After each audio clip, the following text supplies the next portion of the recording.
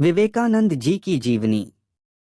जागो और तब तक रुको नहीं जब तक लक्ष्य प्राप्त न हो जाए।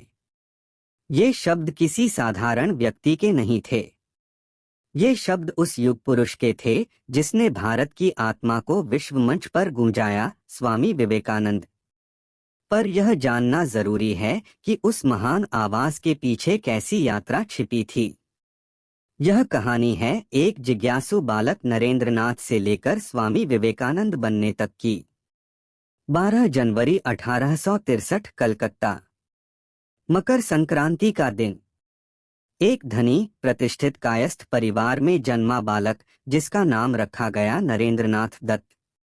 उनके पिता विश्वनाथ दत्त एक वकील थे और माता भुवनेश्वरी देवी धर्मपरायण एवं तेजस्विनी स्त्री थीं। नरेंद्र का बचपन आम बच्चों से अलग था। उसमें विशेष प्रकार की ऊर्जा थी, चंचल, जिज्ञासु और साहसी। वे छोटे से ही गहरी बातें पूछा करते। ईश्वर कहाँ है? मृत्यु के बाद क्या होता है? कभी कभी वह ध्यान में बैठ जाते तो कभी महाभारत की कहानियां सुनते हुए उनकी आंखें चमक उठतीं। एक बार खेलते समय उन्होंने अपने दोस्तों से कहा, मैं राजा बनने नहीं आया, मैं तो लोगों की सेवा करने आया हूँ। जैसे जैसे उम्र बढ़ी, नरेंद्र के भीतर की जिज्ञासा और बढ़ती गई। उन्होंने पश्चिमी दर्शन, विज्ञान, संगीत और योग शास्त्र का गहन अध्ययन किया। वे बहस में निपुण थे और तर्कों के आधार पर हर बात की सच्चाई जानना चाहते थे। लेकिन एक प्रश्न उन्हें बार बार बेचैन करता, क्या तुमने ईश्वर को देखा है? उन्होंने कई संतों से यही प्रश्न पूछा, पर किसी का उत्तर उन्हें संतुष्ट नहीं कर पाया। वह एक सच्चे मार्गदर्शक की तलाश में थे और यह तलाश उन्हें एक दिन दक्षिणेश्वर ले आई, जहां उनकी जिंदगी बदलने वाली थी। रामकृष्ण परमहंस दक्षिणेश्वर काली मंदिर के साधक थे। एक दिन नरेंद्र वहां पहुंचे और वही प्रश्न पूछा, क्या आपने ईश्वर को देखा है?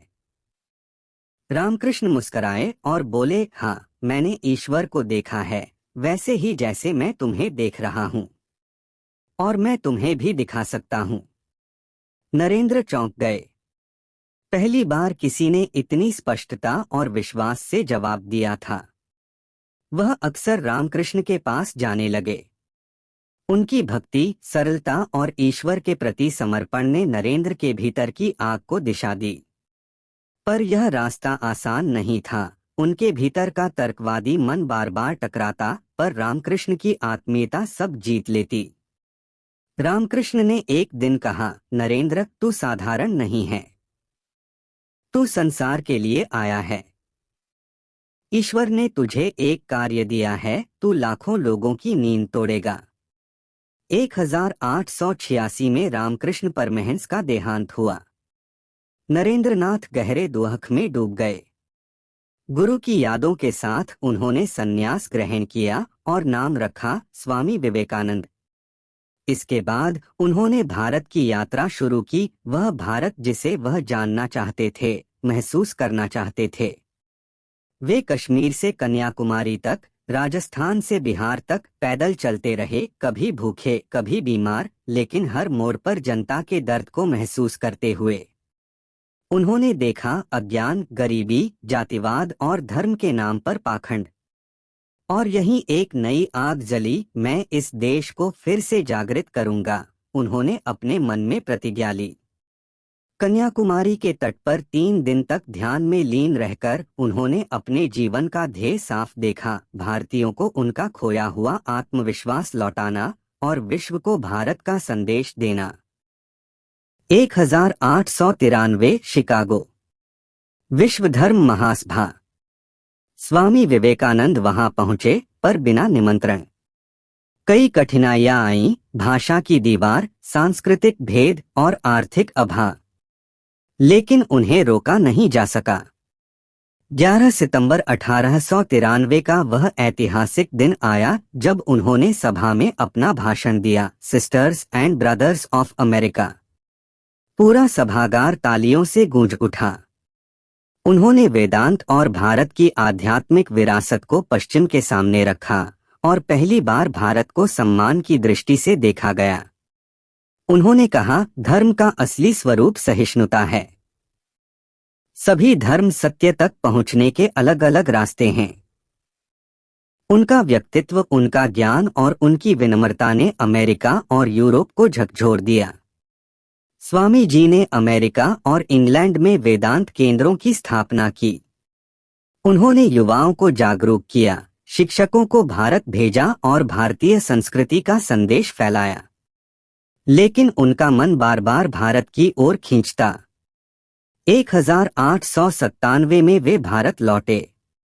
पूरे देश में स्वागत हुआ। उन्होंने युवाओं से कहा, उठो, जागो और तब तक रुको नहीं जब तक लक्ष्य प्राप्त न हो जाए। उन्होंने रामकृष्ण मिशन की स्थापना की, एक ऐसा संगठन जो सेवा, शिक्षा और आध्यात्मिकता का संगम था। उनका सपना था एक ऐसा भारत जो आत्मबल, आत्मसम्मान और आध्यात्मिकता से भरा हो। स्वामी विवेकानंद अब केवल एक व्यक्ति नहीं थे, वे एक विचारधारा बन चुके थे। वे कहते, शिक्षा का उद्देश्य केवल जानकारी देना नहीं, आत्मा को जागृत करना है। उन्होंने युवाओं से कहा, मुझे 100 ऐसे युवा दो जो शेर के समान हो और मैं भारत को बदल दूंगा। उनकी हर बात, हर उपदेश आत्मा को झकझोर देती। एक बार एक युवक ने उनसे पूछा, स्वामी जी, मुझे डर लगता है। उन्होंने जवाब दिया, डर को अपने सामने लाओ और उसे देखो, वह खुद भाग जाएगा। तुम अजय हो। अपने जीवन के अंतिम वर्षों में भी वे लगातार कार्य करते रहे। उनका स्वास्थ्य गिर रहा था, पर उनका संकल्प अडिग था। 39 वर्ष की आयु में उन्होंने शरीर त्यागने का संकेत देना शुरू किया। 4 जुलाई 1902 को बेलूर मठ में ध्यान की अवस्था में उन्होंने शरीर त्याग दिया। पर वे कहीं गए नहीं। उनका विचार, उनका संदेश आज भी जीवित है, किताबों में, भाषणों में, मंदिरों में और सबसे बढ़कर उन युवाओं के दिलों में जो अपने देश और आत्मा को समझना चाहते हैं। स्वामी विवेकानंद की यह कहानी केवल अतीत नहीं है, यह वर्तमान है, यह भविष्य है। उनका जीवन हमें यह सिखाता है कि यदि संकल्प हो तो कोई शक्ति तुम्हें रोक नहीं सकती। वे कहते थे, एक विचार लो, उसे अपना जीवन बना लो, उसके बारे में सोचो, उसके सपने देखो, उसी में जियो और सफलता तुम्हारे चरण चूमेगी। स्वामी विवेकानंद न थे तो सिर्फ एक सन्यासी, वह थे चेतना के पुंज, प्रेरणा के स्रोत और भारत की आत्मा की आवाज।